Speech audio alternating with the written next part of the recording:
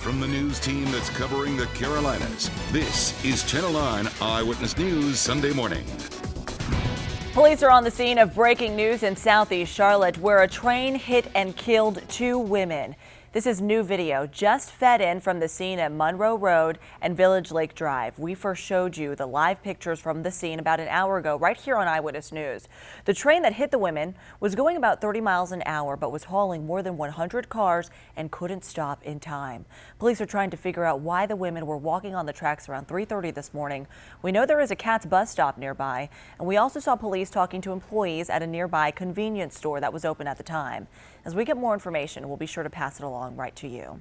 And it's actually been a very busy night in our newsroom with overnight news, and we'll get you caught up on all of the new developments that happened while you were asleep in just a couple of minutes. But first, though, a chance of rain in today's forecast. And Severe Weather Center 9 meteorologist Vicki Graff will give us an update on the conditions today. Well, yesterday, gorgeous weather. Today, for St. Patrick's Day, we are going to see a few changes on the way. There are more clouds approaching from the north and west, and behind that are some showers. And those will make their way across our area for the start of the work week. So we do have a threat for some spotty showers later on today, but temperatures are still going to be nice and warm. We're starting the day off 54 degrees right now for Charlotte, 50 in Concord, and 53 for Boone. So still seeing mid-50s across the mountains. Not going to warm up a whole lot there. But if you're heading outside early this morning, you might not even need that light jacket. 54 degrees by 8 o'clock. And as we head towards 10, already warming to 61 degrees. I am tracking more showers on the way that could affect your morning commute for tomorrow. So we'll get to that in just a little bit. Okay, thank you, Vicki. Major developments overnight about a double fatal hit and run. Police have arrested the man they say caused this serious wreck in East Charlotte. We checked this morning and Oscar Francisco Garcia Fuentes is in jail. We followed this wreck for you as breaking news yesterday morning. Police told Eyewitness News Fuentes was speeding without his headlights on when he ran a stoplight on North Sharon Amity and Albemarle roads around 3:15 yesterday morning. Officers say he smashed into the driver's side of this Mazda, killing the driver, Tony Gabriel, and a toddler. The baby's mother was also hurt but should survive. Garcia Fuentes will make his first court appearance on Tuesday. Also overnight, police in Kannapolis gave Eyewitness News a mugshot of a man wanted for murder and robbery. Take a look. Officers are looking for this man, 22-year-old Logan Brown. Last night, we first told you police found a man's body inside a home at an apartment on Hampton Forest Drive. They think Brown may have committed the crime. One neighbor told Eyewitness News he's surprised it happened in the area. I went to school up the street at Northwest, then you got the community college around the corner, so this area really ain't known for crime, so I ain't really too sure what happened. Officers think Brown might be driving a white 2013 Toyota Scion with a license plate number of AFX 6653. Police think he may also be with an unidentified black man with dreadlocks. If you have any information, call police. Well, Eyewitness News is still digging for more answers after a hostage situation at a CVS in Burke County. We made you this map to show you where it happened at the CVS on Highway 70 and Malcolm Boulevard yesterday. Deputies say Gary Clark was armed with a knife when he took pharmacy employees hostage for nearly an hour. Deputies shot Clark with a taser. They took him into custody before anyone was hurt. The sheriff's office says Clark swallowed some pills while he was inside the store. He had to be taken to the hospital. Deputies haven't said why Clark targeted the store, but say Clark expressed that he wanted police to kill him. Once he's released from the hospital, he will face several charges, including armed robbery. Investigators wouldn't tell us overnight if he was out of the hospital yet. Well, new from overnight, 15 drivers are now facing DWI charges. The charges came after CMPD's DWI checkpoint on Park Road in South Charlotte. Here's a look at some of the other charges. One car had to be towed. 11 drivers were found behind the wheel without a license. 5 were ticketed for driving with licenses revoked. Altogether, 53 drivers were charged. Well, the Charlotte bar scene was packed yesterday for St. Patrick's Day, but overnight we checked with police and there were no major issues reported. Well, all weekend long, a major road in uptown Charlotte has been busy with delays and traffic. Right now, you're taking a live look at Independence Boulevard near Pearson Drive in East Charlotte. It's still early, so there's not a lot of traffic there, but that wasn't the case late last night. Take a look at this. This is the same road during traffic at 11 p.m. An accident left drivers at a standstill. You can see just how bad the backups were. Crews are closing down lanes for road work there. They won't be reopened until early tomorrow morning. Well, some drivers are finding their own way around the backups. They're cutting through some normally quiet communities. Well, ahead this morning, the barrier some neighbors are creating to keep those drivers out. Well, new this morning, investigators are trying to figure out what caused a race car to crash into a pit area in California last night and kill 2 people. A 14-year-old boy and a 68-year-old man who were working in the pit crew died from their injuries. Racers had been going through warm-up laps for a race last night near Sacramento. The track's announcer described the confusion about who exactly had been hurt in the crash. I saw people scattering, and my initial response was to make sure that driver was okay. And when I saw people running so rapidly towards that area, I thought it was for the driver. And then I realized when I saw people performing, CPR or whatever else on the injured, that there were people on the ground. And then that's when your heart sinks. Well, last night's race was canceled after the crash. There's a controversial new bill in the North Carolina legislature, and some say it's an attempt to stop abortions. But as Eyewitness News anchor Erica Bryant explains, others say it's an effort to keep women safe. The new abortion bill would require doctors to stay on site after an abortion until the woman is ready to go home. And doctors would need admitting privileges at a nearby hospital just in case something went wrong. I think that this is absolutely intended to chill women's access to abortions. Sarah Farber sees the new bill as an assault on women's health and women's rights. I don't think the legislators, most of them aren't doctors, right? And that's who I trust to make decisions about what's best for me to have outpatient medical procedures. Planned Parenthood's Melissa Reed says hospitals worried about protesters might refuse to give admitting privileges to doctors who provide abortions, which could effectively stop abortions in North Carolina. This is an attempt for him to do just that. State Senator Neil Hunt, one of the bill's sponsors, says while he would support outlawing abortions, he says this is not what this bill is about. The woman needs to be protected. Her health is paramount. If you're going to do this procedure, which I don't advocate, if you're going to do it, you got to make sure it's safe. This bill is about pure politics and has nothing to do with patient safety. The bill could change, but there's a good chance that something like it could pass in the Senate and House. And if it does, all eyes, including Sarah Farber's, will be on the governor. I do think, given the way our legislature has been acting, that this might come to him for a veto, and I would hope that he would veto it and defer to our doctors. Erica Bryant, Channel 9 Eyewitness News. Well, we checked with Governor McCrory's office and asked if he would support such a bill. A spokesperson said the governor is not going to comment on pending legislation. Well, at 7:07, we're taking a live look outside from our Lake Norman camera. We're going to get a live shot up in just a couple of minutes. Temperatures are still mild, as you can see this morning, but we have a couple of clouds in our forecast as well. Meteorologist Vicki Graff has an update from Severe Weather Center 9. Yeah, and here's another look from our HD Charlotte camera. A beautiful start to the day. The sunrise just getting underway. And you'll notice there are some clouds out there. Those will continue to increase as we go throughout the afternoon. So we are going to see some changes on the way. Today's still going to be a little bit warmer. Temperatures right now 54 degrees. That wind starting to pick up a little bit from the south at 6 miles per hour. But we are tracking changes on the way. There is a front to the north of us, and that is just starting to bring some showers across the North Carolina border. That's all headed this way, so we are going to see the threat for rain over the next several days. And for today, though, a slight chance for some scattered showers, better chances Monday and Tuesday. Coming up, I'm going to have a look at your futurecast to show you when you could see some rain in your neighborhood. Thank you, Vicki. Right now, Pope Francis is giving his first traditional blessing. This is a live look from St. Peter's Square, where thousands of people are there for the blessing. After today, it will be a busy week for the Pope. Tuesday, there will be a special mass where he will be officially installed into his new role. He's also set to meet with former Pope Benedict on Saturday. Meanwhile, the election of the first Latin American pope is a momentous occasion for many local families. The second largest number of Jesuits in the world is here in the United States, and Latinos make up almost half of all U.S. Catholics. Eyewitness News reporter Catherine Bilkey has more. The Charlotte Diocese says there's more than 120,000 Latino Catholics in our community. Many I spoke with hope this helps rejuvenate the church here in Charlotte and across the world. I think it's great. Every time we got a new leader. Alex Cuevas was thrilled to see the new pope is a Latin American. He says it means the leader of the Catholic Church will be focused on spreading God's word around the world. He applauded the election. As opposed to having preconceived notions of the Pope needs to come from Italy or from this area. Rather, they looked at the man. And across the Carolinas, many Latinos were overjoyed by the election. I'm sure they're rejoicing as we speak. They're so thrilled, I'm sure, to have one of their own in the papal office. An Argentinian restaurant owner spoke to us through a translator about the historic moment.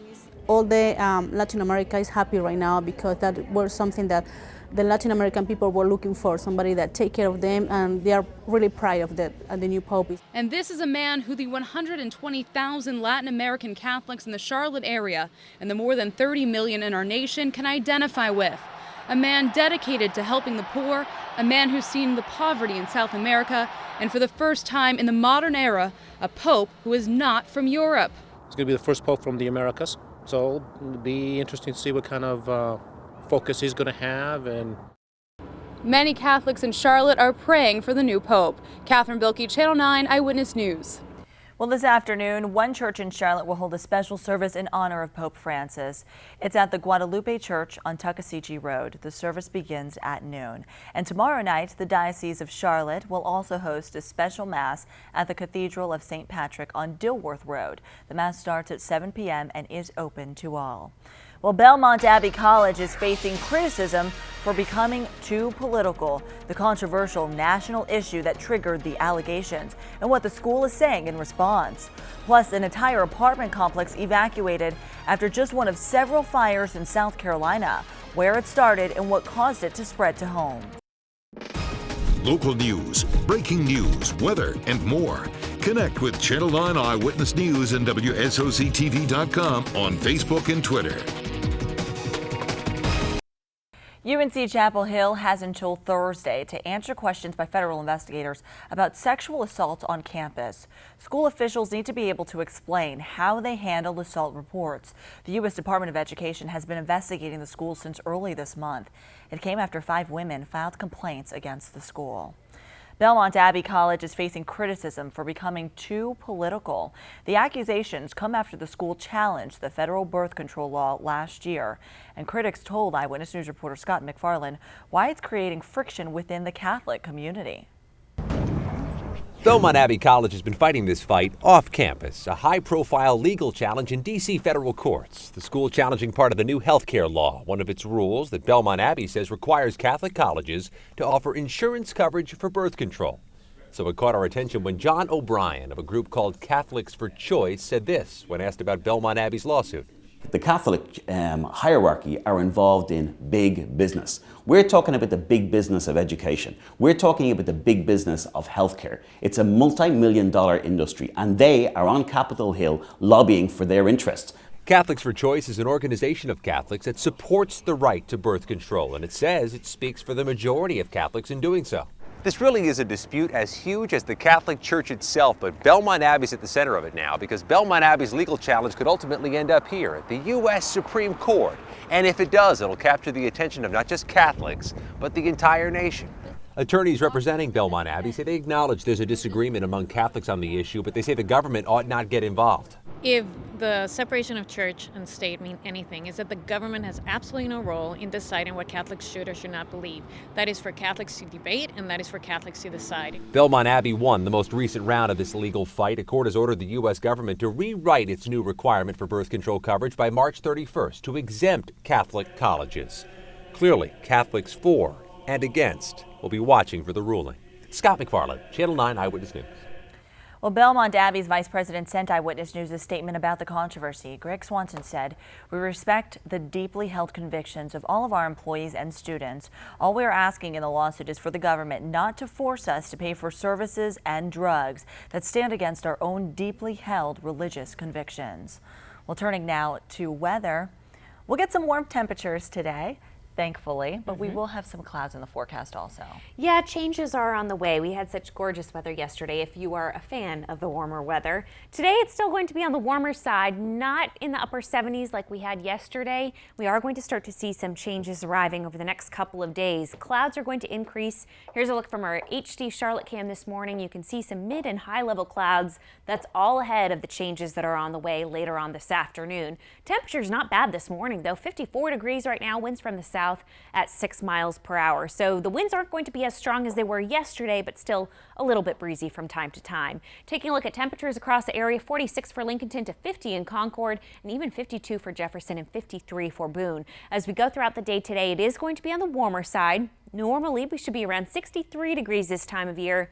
We're going to see highs today in the mid-70s. By 9 o'clock, 57 degrees, partly cloudy skies. As we head towards midday, 68 degrees, so warming up nicely. And then as we head towards 5 o'clock, that's when the changes arrive. Mostly cloudy skies and a few hit or miss showers. It's not going to be a washout today. The heavier rainfall will be approaching on Monday. Now, as we go through Futurecast, mostly cloudy skies later on this afternoon.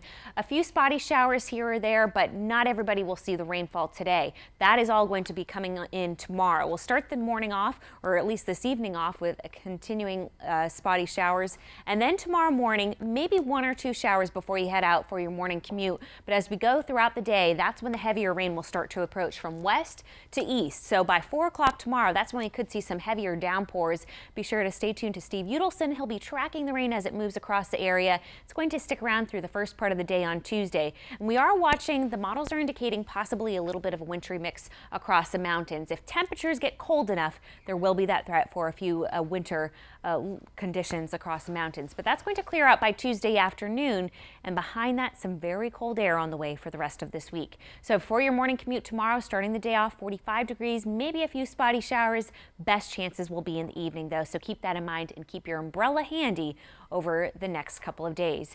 Be sure to chat with us on Facebook. We are posting some of our highlights from this weekend and also what you can expect for the next several days. You can also follow us on Twitter. We are also looking ahead to the next several days where changes are on the way. More rain Monday on into Tuesday. But look at those temperatures. They drop into the 50s. And I hate to be the bearer of bad news, but look at next weekend. 50s. With some rain on the way. It's all your fault. I know. I'm just kidding. Enjoy the 70s that we have today. Thank you, Vicki. We'll just try to. Thanks. Well, in York County, firefighters say an uncontrolled grass fire destroyed this house. And our news partners at the Herald in Rock Hill, they took the picture of the home in Sharon. At least 50 firefighters battled the flames, and wind gusts peaked at 30 miles an hour. And in South Carolina, the Forestry Commission there battled more than 60 fires. One of the worst in the state was in Myrtle Beach. An entire apartment complex had to be evacuated. The fire started in the woods, it spread to a home, and then destroyed at least 2 apartment buildings. Several others are damaged. A Charlotte Red Cross volunteer has been selected to manage a long-term recovery station for Superstorm Sandy survivors. Robert Callender is heading back to New York. It's his second time since Sandy first hit. The first time he worked at a shelter with 1,100 people crammed inside. This time he's been picked to go there again and help find some sort of housing for survivors who still haven't been able to go home. Hurricane Sandy was the second costliest hurricane in our nation's history, and it was the most damaging of the year. Well, federal officials are searching for people who may have gotten rabies in an unusual way. The North Carolina connection to the case. Plus, a former South Carolina coach killed in a bus crash in Pennsylvania. Overnight developments on how a college plans to remember her. Good morning to you at 7:22. We're taking a live look outside from our Gastonia camera. Temperatures already starting to rise this morning as the sun comes out. Meteorologist Vicki Graff will have your updated forecast in just a few minutes. Well, a Pennsylvania school will hold a memorial tonight for a pregnant lacrosse coach with South Carolina ties killed in a bus crash. Overnight, we received a picture of Christina Quigley. The 30-year-old was heading to a game with her Seton Hill team yesterday morning. Her unborn child also died in the crash. Quigley helped start the Division II program at Erskine College in South Carolina, and police are still investigating what caused the bus to veer off the road. The bus did strike a guardrail. We still have investigators, our crash reconstructionists, our forensics team. They're still at the scene right now collecting evidence. The driver also died. 19 of the 23 people on the bus were hurt. Police say a man killed in a Kannapolis intersection was crossing in the middle of the street. A truck hit Baldemaro Feliciano Bautista at South Cannon Boulevard near Fairview Street Friday night. The driver told police the man said he couldn't see him because he was wearing dark clothing. Officers say there's not a crosswalk in the area and people still walk through the streets often. Well, federal health officials are searching for people who may have gotten rabies from organ transplants. They say the organs from a North Carolina Air Force recruit who died of rabies are now in people from at least 5 states. The man had symptoms of rabies but was not tested before he died in September of 2011. A patient who received his kidney died of rabies 18 months later. Well, today, high school students will have their transcripts and resumes ready for the National College Fair. More than 200 colleges will have representatives ready to meet one-on-one with students. It runs from noon until 4 p.m. at the Park Expo and Conference Center on Briar Creek Road at Independence Boulevard. Schools of all kinds will be there, including traditional 2-year schools, ones close to home, and international ones. Experts say you should bring a report card or transcripts if you plan to attend. They say it's also a good idea to prepare questions in advance for people in admissions. Well, meteorologist Vicki Graff is here now joining us with a look at the forecast. We're tracking a chance of rain for later today. Yes, we had such gorgeous weather yesterday. Still, though, it's going to be nice and warm today, but we are tracking some changes. We're going to see an increase in clouds later on this afternoon. Temperatures still around 74 degrees, but a few spotty showers are possible later on this afternoon. More heavy rain is on the way for Monday, mainly in the afternoon and the evening, and that will clear out for the first part of the day on Tuesday. But watch what happens from our temperatures. They go from 70s today, 50s tomorrow, get a little bit of a break on Tuesday before more cold air is on the way for Wednesday and Thursday. And looking ahead to next weekend already, mid-50s, more rain. Enjoy the 70s today. At least we know what to expect. We can prepare for it already. Right. Thank you, Vicki. Well, starting tomorrow, the battle between good and evil will begin to play out on the streets of Salisbury. The city will serve as a backdrop for the TV pilot Sleepy Hollow. Filming will run for the next 2 weeks at St. Luke Episcopal Church, Bell Tower Park, and various streets. Expect various street closures in those areas. Well, breaking news in Southeast Charlotte, 2 women hit and killed by a train. The latest in the investigation. Plus, new information about a man wanted for murder in Kannapolis. The clues that could help track him down. Now, Channel 9 Eyewitness News Sunday morning continues. Breaking news in Southeast Charlotte. Police are working to figure out why 2 women were on train tracks this morning when they were hit and killed. The train that hit the women was allowed to leave about an hour ago from the scene there. The wreck happened around 3:30 along Monroe Road near Village Lake Drive. Investigators have not released the names of the victims. They say the train was only going about 30 miles an hour, but it was just too heavy to stop before hitting the women. Earlier this morning, we saw officers talking to people at a nearby convenience store, but police didn't say if the women were there before the crash. Well, it has been a busy night in the Charlotte area, and we have more overnight news to get to this morning. But first, let's check in with meteorologist Vicki Graff in Severe Weather Center 9, where she's tracking a chance of rain later this week. That's right, and happy St. Patrick's Day too. We are starting the morning off with some mild conditions, but I am looking ahead to changes on the way. They'll start to arrive later on today. Here's a look from our HD Charlotte camera. You can see some clouds, and those will continue to increase as we go throughout the day. Just off to the north is our next frontal system that's going to be moving through, bringing us an increase in clouds and the threat for some showers to start the work week off. Temperatures, though, not so bad this morning. We are looking at 54 degrees right now for Charlotte, 48 in Concord, to 50 in Lancaster, and even 51 for the mountains in Boone. But as we go throughout the day, we are going to see warmer temperatures. Not a bad start, though. 9 o'clock, 57 degrees with partly cloudy skies. Now, I am tracking more rain on the way. I'll have a look at Futurecast to show you when that rain could move through your neighborhood. Thank you, Vicki. Well, overnight developments. Police arrested the man they say is behind a hit and run that killed a man and a toddler. We first told you about the crash in East Charlotte as breaking news yesterday on Eyewitness News at 6 a.m.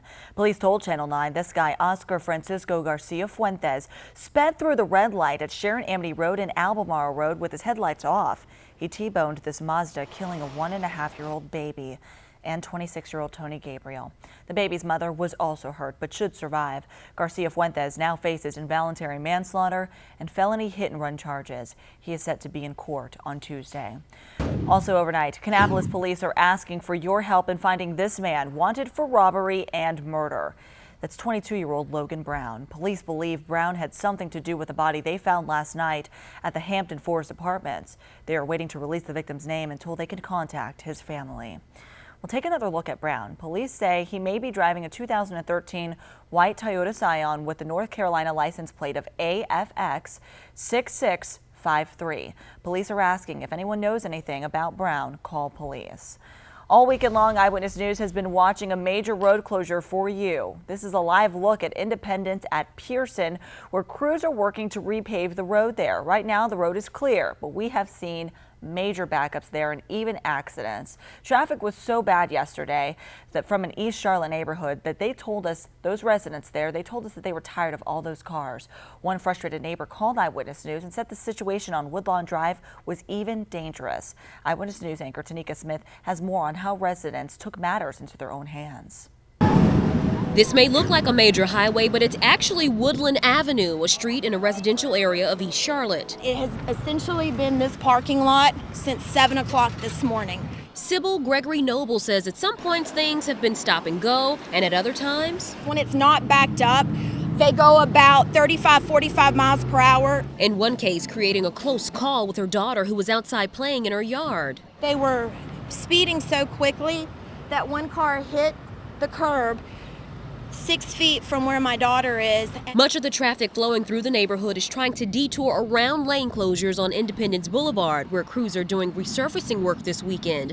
This mother says she would like to see the DOT offer drivers detours that will keep them out of residential areas as much as possible. I don't feel that many of these people driving by would want this in front of their house when their children are at home from school trying to play. For now, this mom is taking matters into her own hands, directing traffic, and even posting her own speed limit and warning signs on a trash can. I believe that this is public safety. If there's an emergency, we can't even get in and out of our driveways. Tanika Smith, Channel 9 Eyewitness News. Well, we took that mother's concerns to the DOT, and a spokesperson told us crews will wrap up work as soon as possible, and the contractor has until tomorrow morning to finish. The DOT is asking you to leave early if you're heading downtown or take another route. Major routes that you can take are Monroe Road, Central Avenue. You can even use the light rail. Those alternate routes are posted for you on our website. You can head there as well, WSOC-TV.com. Just click on the traffic tab. Investigators have identified 3 men killed when their small plane crashed near Fort Lauderdale, Florida. All of the men were from Florida. Police say the twin-engine propeller plane started having engine trouble shortly after taking off from a nearby airport on Friday. It crashed into a parking lot as the pilot was trying to make an emergency landing. More than a dozen vehicles caught fire, but no one on the ground was hurt. Where he landed, or where he went down, was obviously unoccupied by humans, and thank God for that. Well, the FAA and the NTSB are investigating. A North Carolina pilot survived after his small plane crashed over a mountain airport, landing on top of a hangar. Witnesses told reporter Megan Sharing how it all happened. 911, what's the address of your emergency? It's actually at the Hendersonville Airport. We have an aircraft that's crashed on top of a hangar. The owner of this 1975 single-engine plane is the one who called 911. Okay, is anyone in it? No, he's out of the pilot's out. He's okay. The pilot is 35-year-old Michael Bell of Zirconia and was the only one on board. Authorities say he had a cut on his face. All of a sudden, a big crash. Several folks who live nearby witnessed the crash. Damian Graham says he was outside raking leaves when the accident happened. When he saw the plane go down, he ran to help. Try to see what was going on, see if he needed any help. David Ferguson says he watched the plane go down too. He thinks the winds may have been a factor in the crash. He was attempting to go around, and when he went around, the wind got him and pushed him back down, and I knew he was going to crash, and he veered to the left, and the power line's right there. Basically, just when he hit him, it acted like an arresting wire, like you have on an aircraft carrier, and so that's why he stopped right there. Folks at the airport say the pilot may have been a student at Blue Ridge Sport Flight. That's who the single-engine plane is registered to. With only being a beginner, though, other pilots say he handled the situation like a pro. Well, he kept flying all the way through the crash. You know, he didn't give up, so that's what saved you. And that was reporter Megan Sharing. Thousands are expected at a gun and knife show this weekend in South Carolina. What sellers are saying about the demand that they're seeing. Plus, a Watauga County man fighting to reopen a popular camp. The reason health officials are trying to shut it down. Good Sunday morning. The time right now is 7:38. We are looking at a few clouds this morning on St. Patrick's Day. We are in store for another warmer day, but not quite as warm as we were yesterday, and we are tracking some changes for the start of the work week. Right now it's 54 degrees with a few clouds, winds from the south at 6 miles per hour. Also not going to be dealing with the strong winds like we had yesterday, but still a little bit breezy from time to time. So we are tracking changes on the way. There's a front to the north of us right now, and that is going to slowly approach through the day today. And it's going to bring us a few spotty showers early on, but the heavier rain will be coming in on Monday into early on Tuesday. So to time it out for you on Futurecast, we are going to see partly cloudy skies later on this afternoon. As we get into the afternoon and the evening, mainly by 5 o'clock, that's when we could start to see some spotty showers popping up. Not everybody will see that rainfall tonight. Then as we head towards later on this evening, again, a few lingering showers, but for tomorrow morning, starting the day off with cloudy skies, 1 or 2 showers, hit or miss. Not everybody will see that, but as we go throughout the day tomorrow, that's when the heavier rain will approach from west until east, and that is going to stick around not only tomorrow night, but through the first part of the day on Tuesday. We're tracking the latest models. Some indicate possibly a little bit of a wintry mix across the mountains. We'll be sure to keep you updated on that. Now we're having a look at how much rainfall we could see from this system. Coming up, I'll have a look at Futurecast to show you those numbers. Thank you, Vicki. Well, this weekend, thousands of gun owners are hitting the South Carolina State Fairgrounds in Columbia for a gun and knife show. Gun sellers say demand has been so high that they will probably sell out of ammunition before the show is even over. One man says that he hopes Congress enhances background checks for those with mental illnesses, but he says owning a gun doesn't make you dangerous to your community. It's always amazed me that people think that we're bad guys when we're in every walk of life, whether you recognize it or not, in your dealings every day with the public, you're running into gun owners. Well, sellers say anytime that a politician mentions gun control, it's a sure sign that sales are about to go up. New rules for gun shows at the North Carolina State Fairgrounds in Raleigh went into effect last month. Now visitors with guns have a designated parking area and a separate entrance. In January, a security guard and 2 other people were hurt when a shotgun went off there. A guilty conscience could be the motive behind a wad of cash and a letter sent to a Gastonia insurance company. Someone sent $280 and a letter to Watson Insurance saying they filed an improper insurance claim in 1973, and they wanted to pay the money back. The insurance agency said that they had no way of tracking down the anonymous person or the claim, so it donated the money to the Salvation Army. Wells Fargo announcing a major grant to help support the arts, the way you can also lend a helping hand. Plus the efforts local farmers are making to help bring healthier, fresher foods to families who can't afford it. Good morning to you. At 7:44, we're taking a look outside from our Gastonia camera. Temperatures warming up this morning. Expect a nice day ahead if you're planning on heading out, but we will have some rain likely in our forecast later on today. Meteorologist Vicki Graff will be back with an update on those conditions. Well, a Watauga County man fighting to reopen a popular camp is making national headlines. Already, more than 10,000 people have signed a petition to exempt it from state building codes. And Eyewitness News reporter Dave Faraday found out why health officials are trying to shut it down. Well, for months now, no campers have been allowed here at Turtle Island Preserve near Boone. It has been open for more than 25 years until local health officials and building inspectors showed up here. I mean, basically, I've dedicated my whole life. Eustace Conway has lived in the wilderness for nearly 30 years, building everything he has with his own hands and living off the 500-plus acres he owns, known as the Turtle Island Preserve. The whole foundation of the American experience is based on the foundation of small farms. You know, we're a small farm. Conway says that experience he shares each summer with hundreds of children is in jeopardy of ending. Inspectors found problems with 20 buildings across his property. Conway says the list of violations included this doghouse to a portable commode he made for his mom. I got a bucket, build a box around it, and I'm getting a violation from the county. The Watauga County Planning Director says they first went to the property last summer after receiving a complaint about construction here.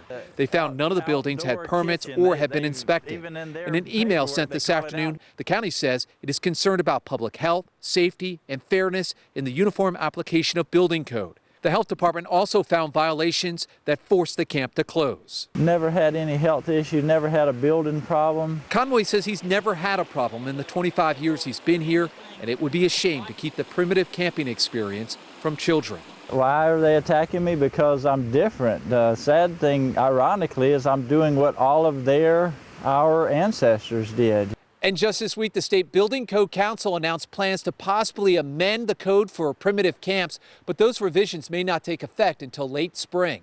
Reporting from Watauga County, I'm Dave Faraday, Channel 9 Eyewitness News. Well, your time is 7:46. Wells Fargo wants to share your passion for the arts.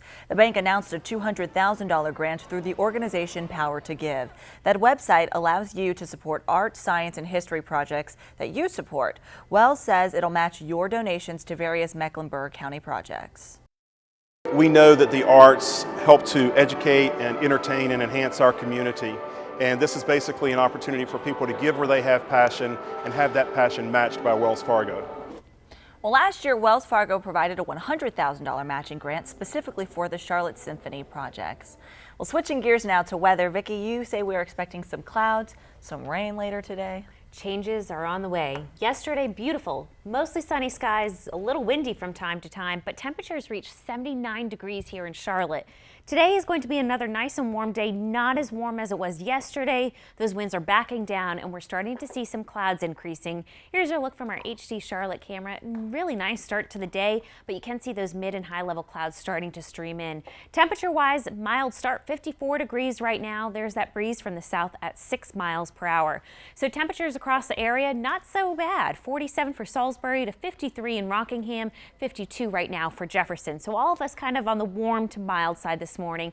And as we go throughout the day today, it is going to be nice and comfortable. 74 for Charlotte to 75 in Chester and even mid 50s across the mountains. So they're really not going to warm up a whole lot, and they're going to start to see the changes first, and that's what we'll see in the Queen City later on this afternoon. So far this month, we've had about 1.42 inches of rain, and that gives us a total of 9.17 in the rain bucket so far this year, putting us above average, but we still could use more rain as some areas are in a drought. We could get a little bit of a good soaking here over the next several days. I'm expecting mainly half an inch. I'll show you through Futurecast. Some areas mainly around 0.5 to 0.6 in Shelby, 0.4 for Charlotte, and further as you go off to the south, that's where you'll get more rain. But this isn't going to be a complete washout. That's when we are going to start to see the showers, mainly Monday on into Tuesday morning.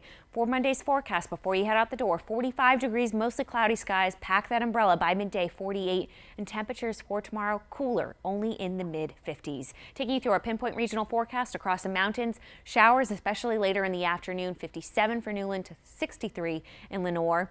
As we go towards the I-40 corridor, a little bit cooler than we were yesterday, but still not so bad. 63 for Statesville to 66 in Hickory. And for Charlotte today, still above where we should be. Normally we're around 63 degrees this time of year, and we'll take 74 for Charlotte to 74 in Monroe.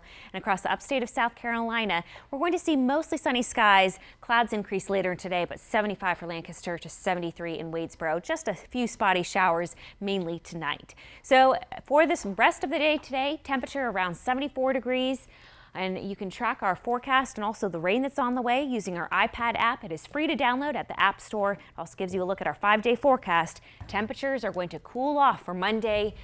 A little bit of a break from the cold weather on Tuesday, but we are tracking more cold temperatures later on this week. And looking ahead to next weekend, mid-50s with more rain on the way. So you just have to have your jackets handy, have those umbrellas ready. Yep, we're getting March showers early. Okay, well, thank you.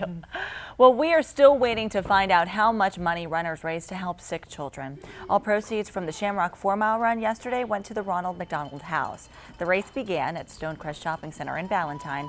Organizers told Eyewitness News that 1,200 people laced up their running shoes to help out their community. It helps them to be able to concentrate just on their children and not have to worry about where I'm going to do my laundry, where I'm getting a meal, where I'm going to sleep. The Ronald McDonald House in Charlotte is one of 300 locations worldwide. The charity helps more than 3.7 million children each year.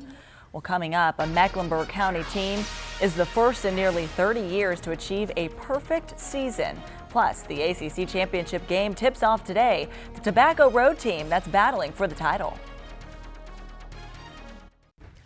On the prep hardwood, Olympic Trojans, they were trying to become the first team in nearly 3 decades in Mecklenburg County history to finish the season unbeaten. Well, Ty Baumgartner's Trojans took on Broughton. Olympic was up 5, and then C.J. Jackson steps up. The long ball makes it 8. Jackson with 3 of his 17 points. Then later in the third, Jackson driving, looking for more. Misses, but B.J. Gladden's got his back. The putback, he had 9 points, 9 rebounds. How about Darius Parks? He was hot. Left wide open for 3 of his team-high 19. Olympic holds off Broughton 56-53, finishing the season 30-0. In the 3A title game, Statesville Greyhounds had to rally from 14 down against Webb. It was all tied up in the fourth. Breon Borders drives, and the Greyhounds take the lead. Borders had 26 points on the night. It goes to overtime, and in OT, when we pick it up, it's Jaquan Warren. Check out the reverse. That's awesome.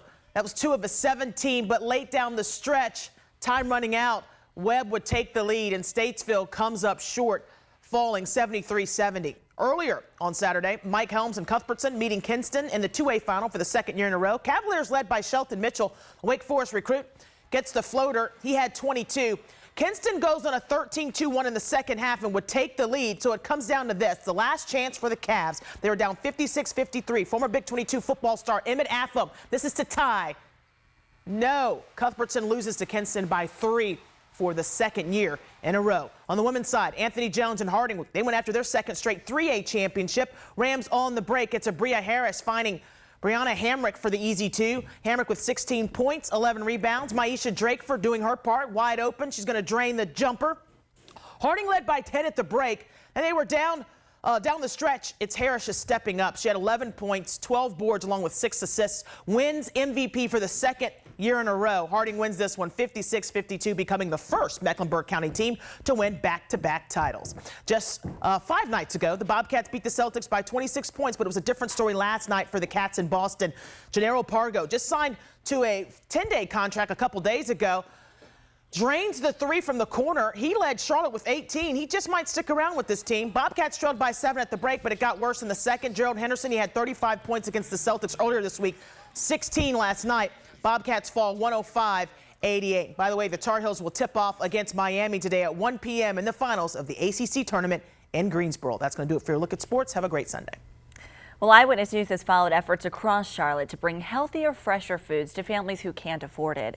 And one South End farmers market told me how it's making sure that fresh foods are available to everyone.